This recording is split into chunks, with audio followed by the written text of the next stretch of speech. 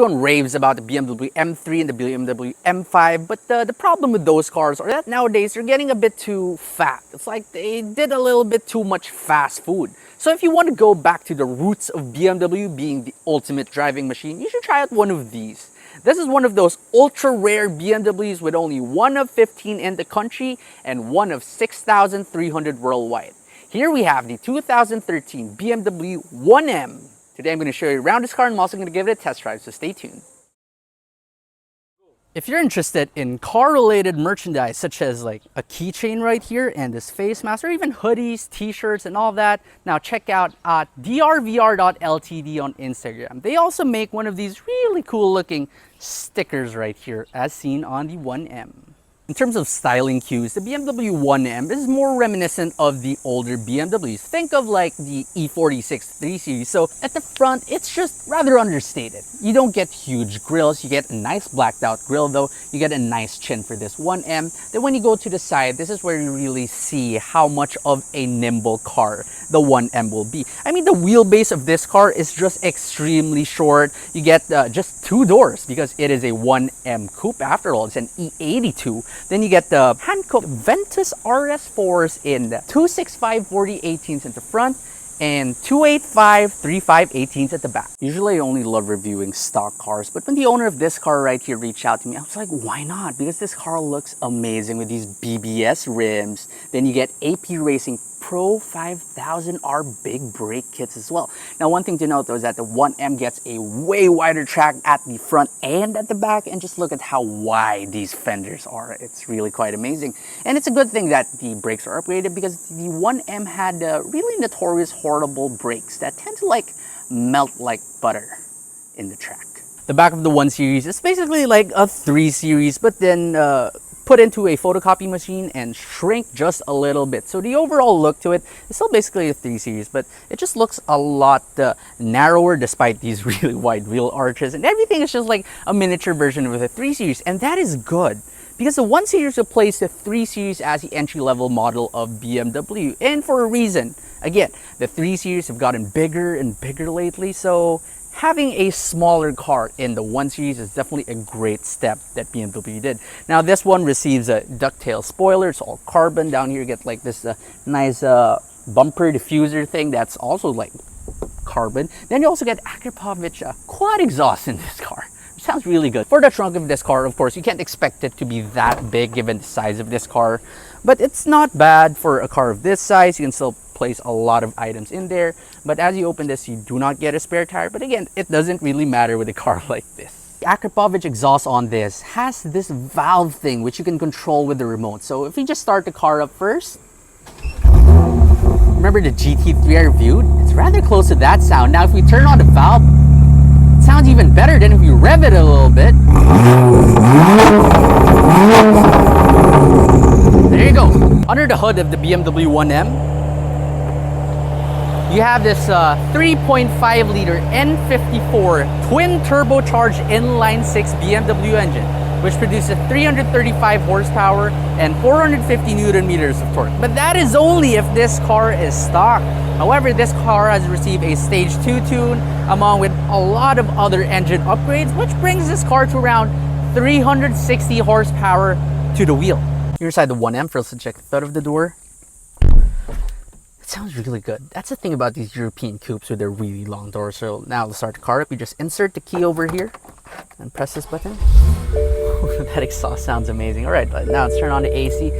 All right, so in here, you can't really expect the quality of the interior to be up there in the levels of the 3 Series and the 5 Series. However, that's really not the point of this car, so that doesn't really matter. Now, this car gets this really nice M Sport steering wheel. You get your own M Sport speedometer as well. And what I love about this particular car right here is a lot of these 1Ms have a really poverty spec because this car only comes with like one option choice. And you can either have the iDrive or no iDrive. If you don't get the iDrive, you just get a cubby over there. But I really love how this particular car has the iDrive, which is so easy to use. It's controlled by this wheel right here. Now this shifter, it's an RTD short shifter, and it's like, listen to the sound of this. It just clicks. Okay, that's the 3rd gear, 4th gear, 5th, and 6th. It's just like cocking a gun. It's just so amazing. The shifter, it's incredibly short. Now for your seats, the owner replaced some of these Recaro seats, and while they're not exactly the most comfortable for when you're driving this car and you're pushing it at its limits, this one definitely is the right choice of seats that you want to get in any car. For materials, you get a lot of these like velour stuff all over the interior, coupled with the, well, this is at least kind of leather padded, which is something I really love. Here too on the side, you get more of that velour. Now another proper handbrake, which is really rare in cars nowadays, but it's good to have it in this 1M. For the cubby spaces, you only have like this cup holder right here, another one in the middle, and just a small space to put some stuff over here.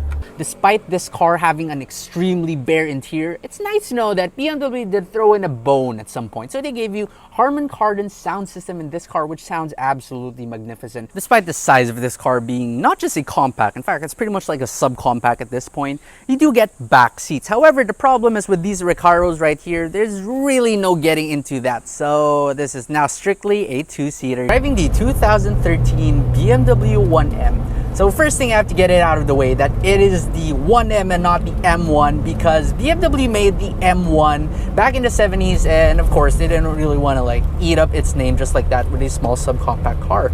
But should they want to, I mean, the power this car has, it definitely hit that car no problem. Like, it wouldn't be an insult to the 1M or the M1 to call this car right here an M1. It's just that good. You know, a couple of while back I did review the GT3 991, and that thing just amazed me so much. It's just so quick off the line. And same thing with this one. I would thought that something like this with its like 3.5 liter twin turbocharged engine would have a lot of turbo lag, but it still feels very linear. So if you're coming from like the M3 or the M5 and you're used to having like an M car with naturally aspirated engines, you really would not feel disappointed with this one. Really, the power delivery is just so smooth. It's like a proper BMW M car. The very moment you get into this car as well, you'll just realize just how nimble it is. It's just really one of those, like, if you've driven like an E36 BMW, it feels very similar to that. And I think size-wise it also is rather similar to that, because BMWs have just gotten really fatter lately. So this is really like a homage to what BMW should have been, or should still be. The wheelbase in this car, it's just so short, it's so nimble, it's so compact. Turning it over corners, you can really feel that you are not driving a big barge. You can't say the same thing for when you're driving a modern day M3 or an M5. Gear shifts in this car, especially with the short shifter, it is incredibly crisp. Again, as mentioned earlier, it does sound like you're cocking like a pistol gun. It's just so nice. It's not exactly easy to do though. You do have to put a little bit of force into it to get this RTD short shifter to shift, but once you put it in there, it gives you a very satisfying feedback to let you know that you're ready for your next gear.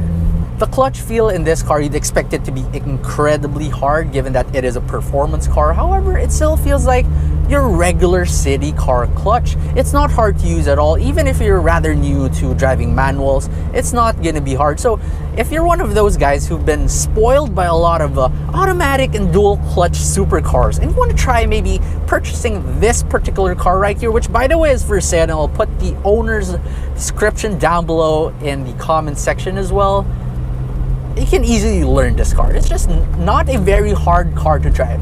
Now, one more acceleration run right here. So as much as I want to try out the handling prowess of this car, aside from like the small body roll test that I can do, there's really not much roads that I have right here to be able to test it. But do note that this car supposedly has the differential, and well, there's an LSD in this car taken straight off the E92 M3. So imagine that car, which already handles incredibly well, and you throw it to an even more compact, shorter wheelbase car, you get the perfect driving machine. People would buy Euro cars thinking that they're very quiet and they're very comfortable. And the very moment you turn off the valve for the Akrapovic exhaust in this car, it just transforms into a very comfortable cruiser, at least like wind noise wise, tire noise wise. Despite these rather slick tires, these are really wide tires, there's really not that much wind noise entering this car nor tire noise. as you just cruise along, we're doing like 60 right now, and you get that subtle sound from the Akrapovic exhaust, and it's just so good. Like if you want to take this to longer trips, say you want to go to like Baguio, Tagaytay, Talisay, all of that, you want to take it out for that fun drive over those twisty corners, at least you know that on the way there, you're not going to lose your sanity. So this car is really one of those cars. It's more like a grand tour in that regard. Because there's absolutely no body roll, and these seats really do hold you in place. So if I just like flick out the steering wheel a little bit like that, you do feel very direct. The steering feel in this car is one of the most direct steering feels that I've ever tried in a car. And unlike newer BMWs or even newer M cars, perhaps even the M2, this one still uses the old hydraulic steering system, which makes you feel one with the car. I mean, that sounds like Mazda, but BMW does it even better. This is the ultimate driving machine, and the steering system in this car is definitely the ultimate driving steering system.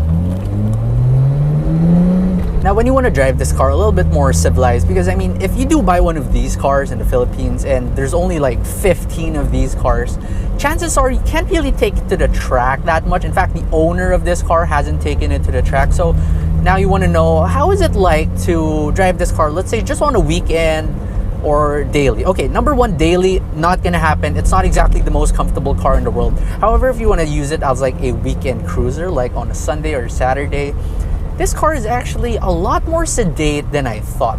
Now, I expected this car to be incredibly harsh, incredibly jarring, but despite this car being a proper M car, it just isn't there.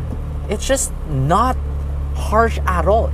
I still dare say that it's a rather comfortable car, which makes this car a true M car, because even like the M3 and the M5, they're rather comfortable.